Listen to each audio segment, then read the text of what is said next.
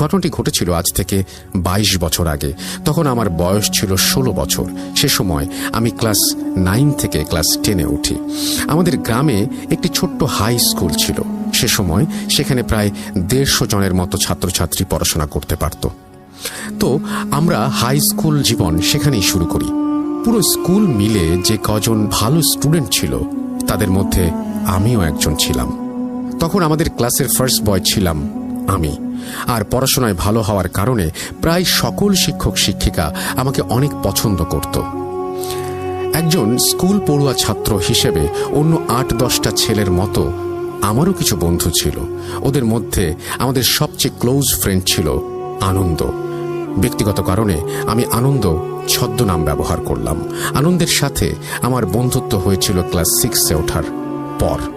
স্কুলে আমরা দুজন সবসময় একই বেঞ্চে বসতাম।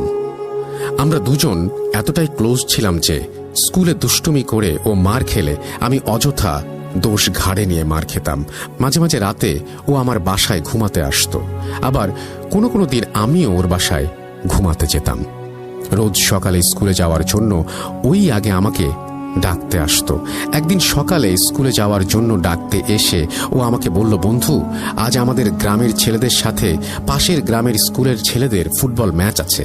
গতকাল ওরা আমাদের বলেছিল টিমে 2 জন প্লেয়ার শর্ট আছে, তো তুই তো খেলতে চাস, তাহলে কালকে তুই আর আমি ওই বন্ধুকে ডেকে নিয়ে আসি।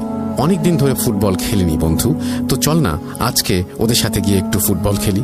আর আমি তো কোনোদিন পুকুরে গোসল করিনি, তো আমার খুব ইচ্ছে আজকে খেলার পর পুকুরে গোসল করব। আমি বললাম আচ্ছা চল। এরপর ওর সাথে গেলাম, ফুটবলও খেললাম। খেলা শেষ হয়েছিল ঠিক দুপুর 1টায়। তারপর আমাদের গ্রামের সবচেয়ে বড় পুকুরটাতে গেলাম গোসল করতে। পুকুরে নেমে আমি সাঁতার কাটছিলাম, তো আমার সাঁতার কাটা দেখে ওরও খুব সাঁতার কাটতে ইচ্ছে হলো। আমাকে বলল, বন্ধু, আমি তো সাঁতার জানি না, তুই কি আমাকে একটু সাঁতার শিখিয়ে দিবি? আমি বললাম, আরে এটা কোনো ব্যাপার নাকি।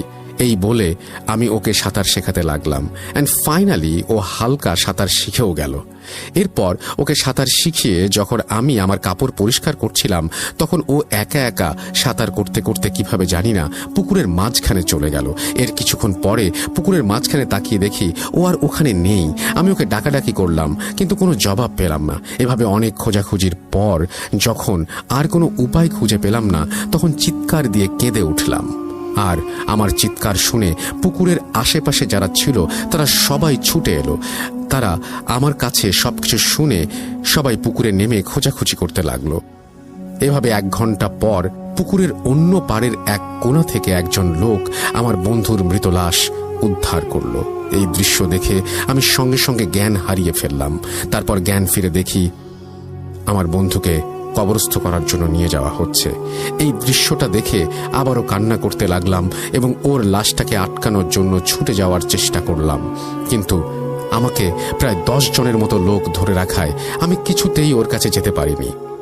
সেদিন আমি রাত দিন 24 ঘন্টার মধ্যে প্রায় 10 ঘন্টাই কেঁদেছিলাম। 2 দিন ধরে খাওয়া দাওয়া সবকিছু বন্ধ করে দিয়েছিলাম। এভাবে 1 মাস কেটে গেল। এরপর একদিন হঠাৎ রাতে ওকে স্বপ্নে দেখতে পেলাম। স্বপ্নেও আমাকে বলছিল, বন্ধু, তোকে ছাড়া আমি এখানে খুব কষ্টে আছি, আমি এখানে একা থাকতে পারছি না, তুই প্লিজ আমার কাছে চলে আয়। তারপর হঠাৎ করে আমার ঘুম ভেঙে গেল। আমি খুব ভয়ে চিৎকার দিয়ে ঘুম থেকে লাফিয়ে উঠলাম। আমার চিৎকার শুনে পাশের রুম থেকে বাবা মা দুজনেই ছুটে এলো। এরপর আমি ওদেরকে সবকিছু খুলে বললাম। ওনারা বললেন, তুই খারাপ স্বপ্ন দেখেছিস বাবা, ভয় নেই, আমরা তোর সাথে আছি। তারপর যাই হোক, সেদিনের সেই রাত কেটে গেল। এরপর 2 দিন সন্ধ্যাবেলায় যখন আমি বাজার থেকে বাড়ি ফিরছিলাম, তখন হঠাৎ করে মাঝপথে এসে মনে হলো কে যেন পেছনে কথা বলছে। আমাকে ছেড়ে যেও না, আমি তোমাকে নিতে এসেছি, তুমি আমার সাথে চলো। আমি এটা শুনে তৎক্ষণাৎ পেছনে ফিরে তাকাই, কিন্তু তাকিয়ে যে দৃশ্যটা দেখি সেটা দেখার জন্য আমি মোটেও প্রস্তুত ছিলাম না। আমি দেখি কাফনের কাপড় পরিধানকৃত একটা লাশ আমার দিকে 1 পা